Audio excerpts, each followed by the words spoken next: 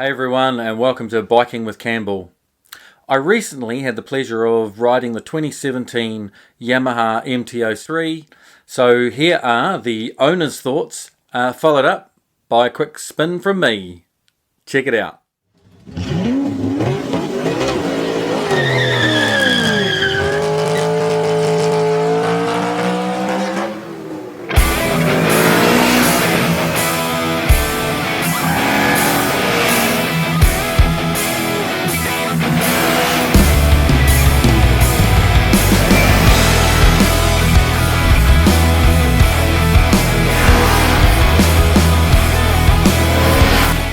Biking with Campbell. I'm Adam, I'm 30 years old. I'm an IT manager at a high school, and I have a Yamaha MT03 2017, and it's my first real bike. I've had motor scooters, mucked around with dirt bikes in the past, but this is my first real bike. I bought it about 2 years ago, second hand from Experienced Motorcycles on the shore, and yeah, it's been a fantastic bike so far. Well, one, the riding position is very decent. I did like a lot of the bikes, like the R3, but I just could not handle that riding position.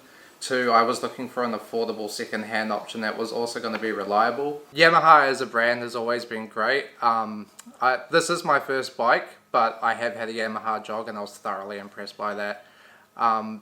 That and the fact that it's listed as one of the best learner bikes on pretty much every bike magazine and forum. It just was a no-brainer. Favorite things, one, the riding position. Again, it's fantastic. You've got a really nice upright position. Also, it inspires confidence and handling. It's very nippy. It's very great for weaving in and out of city traffic.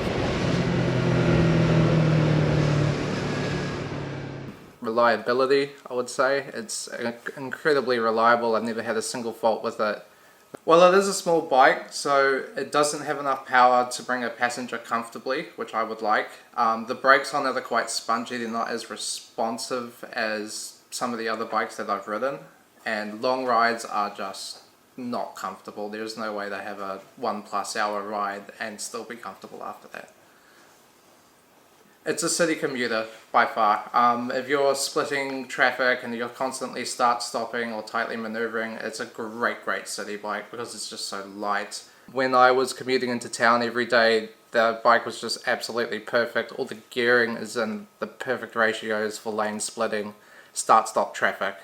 It does not suit touring. On long rides, after maybe an hour, you'll definitely feel it. There's no way around that. The bike will do it, but it just is not comfortable for the rider, and anything above 100, the bike will be revving quite high. Yeah, so that's probably where I'd say it fails. Fantastic value. I bought the bike second hand. The previous owner, who I found a YouTube channel on, did give it a hard time as well, and it's just held up brilliantly, and I've just had to stay on top of regular maintenance, and it's been a dream. Well, I'm thinking of going to either a Suzuki SV650 or a Yamaha MT07. I really do like the riding positions of both these bikes, and they're similar to the MT03, but they offer the things that I want, which are better brakes, more power, and a much more comfortable riding position. Here we go, first little ride on the MT03. See what this is like. Probably should have cleaned my visors before I did this, but oh well. We're a little bit getting used to this shifter. It's in a very different place to my bike, obviously. My first impressions of the MT03 was how alien it felt. This should have been a no surprise, coming off the Africa Twin. Mix that with years of riding with bikes with a 21-inch front wheel, and it just felt twitchy and unsettling.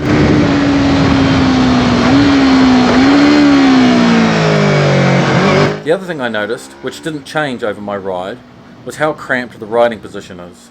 The bike feels short and also quite unstable. This instability translates to fast changes of directions, which is perfect for busy urban streets and rush hour traffic. However, when you're trying to ride fast on a bumpy, windy road, it's not ideal. Also, I initially found it very difficult to lean the bike over. Whilst the initial turn-in was rapid, getting it onto the edge of the tyre required quite a huge effort. The budget, undersprung and underdamped suspension also add to this unstable sensation.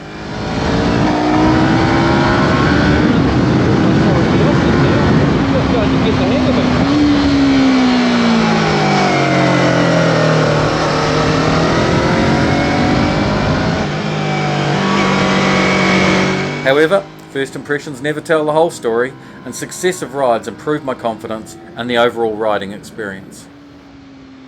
But once you get this thing going, and you're in the right gear, and you're in the right place in the rev range, it works really well. And that twitchiness is obviously perfect for traffic. It's only when you start to kind of push on. The steering has this very weird sort of two-stage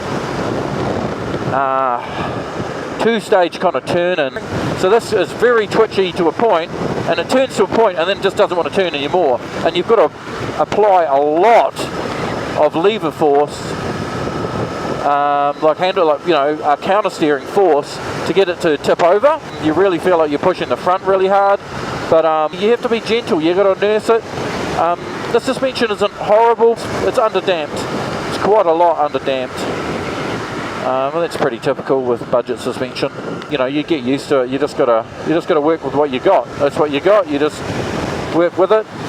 Yeah, and you'll get it to go good. And it's probably going to teach you some good skills like that as well. You just can't. If you're going to ride this quickly, you've got to be very gentle, very precise. You need to get it set up for the corners.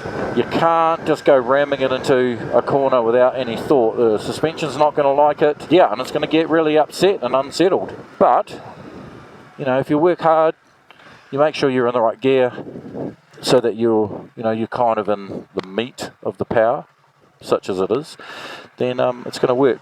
You want to be in that sweet spot in the power where it's driving smoothly and with some sense of urgency.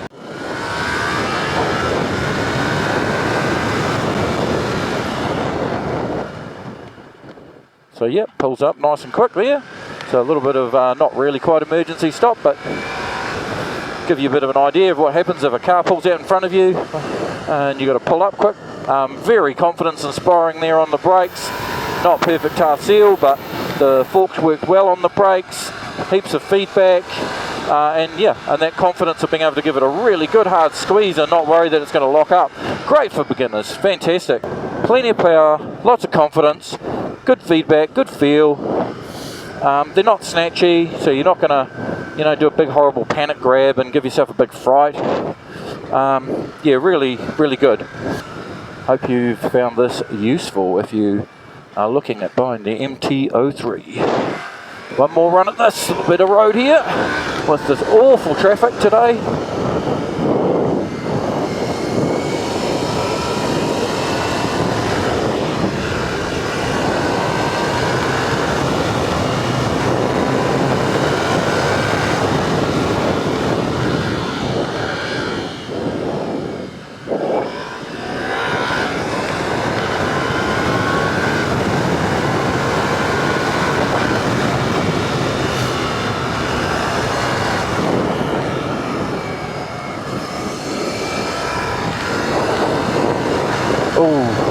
That nasty bit of fuel injection cutting in and out.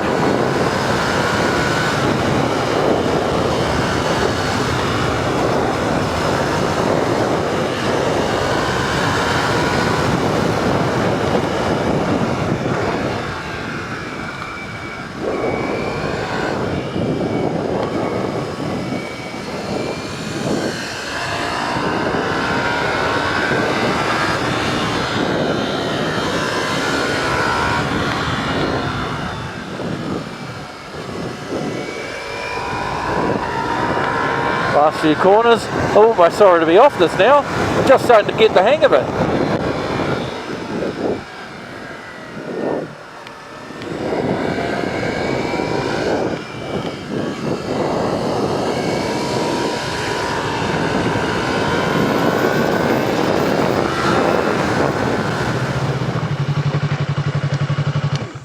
More comfortable now? Fucking cool, man. It's like I was just commentary in the helmet. I'm going, oh, like last run through these corners, and it's like now it's making sense and I'm enjoying it, and it's like it's over, that's it, no more. But yeah, no, yeah, once you understand it, Yeah. and you can make it work, it's really good. Yeah. The best things about the MT03 from my point of view are the cost. It's under $5,000 New Zealand for a second-hand one. The brakes, I think they've got amazing feel, and they're really suitable for a beginner where you've got that added confidence of ABS, which is non-intrusive but still effective. And lastly, the upright riding position, which is suitable and comfortable for short rides in urban settings where you're just commuting. My least favourite things about the MT07 would be the cramped riding position, which would be not good over a longer ride, and also I think kind of get in the way of sort of muscling that bike around. Its instability, the budget suspension, which is typical for bikes in this price range. If you want a very quick steering, cheap little commuter that's also like fun to ride on a windy road and to teach you some skills, then this could be the bike for you. Those are my thoughts on the MT03. Thanks very much for tuning in, and as always, remember to like, share and subscribe, and we'll see you guys all next time. Thanks very much.